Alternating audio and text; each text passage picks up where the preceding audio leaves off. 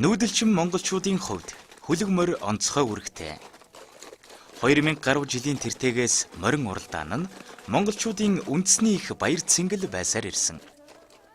Хурдан морийг шинжих, уралдуулах, цоллох гоёх нь бие даасан урлаг, соёл иргэншлийн өвөрмөц мэдлэг ухаан юм. Хамгийн хурдан мордыг 2 наснаас нэхлэн сонгоно. Дааг, шүдлэн, хязаалан, соёолон, их нас ба азраг гэсэн 6 насны ангилалд уралдуулдаг.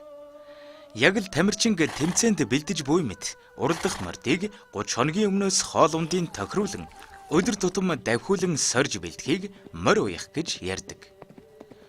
Морь уралдуулахын өмнө гараанд бэлдэх үед хүүхэд багчууд гинго аялдаг. Гинго гэж нарны бурхан хөрст дэлхийд хурдан морио хөлөглөн ирж морь хүүхэд 2 амгалан өлзийтэй байхыг бэлэгдсэн урай юм. Гингоны уянгалаг аянд хурдан морьд уярч гараага зөв болдог гэж үздэг юм.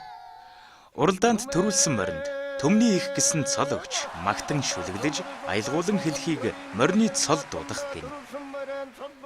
Хамгийн түрүүнд ирсэн морийг түрүү, 2 тэрсэн морийг аман хүзүү, 3 тэрснийг айргийн 3, 4 тэрснийг айргийн 4, 5 тэрснийг айргийн 5 гэж нэрлэдэг.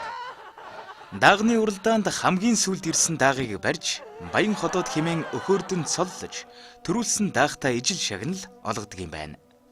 Монголчууд эртнээс морины тоног хэрэгсэл бүхэл бүтэн соёлтой байж, эмээл хазаар, дөрөө, худраг, хөмөлдрөг гэд морины гоёлыг олон лам мөнгөөр маш нарийн ур хийцтэй уралдаг байсан юм гин шүү.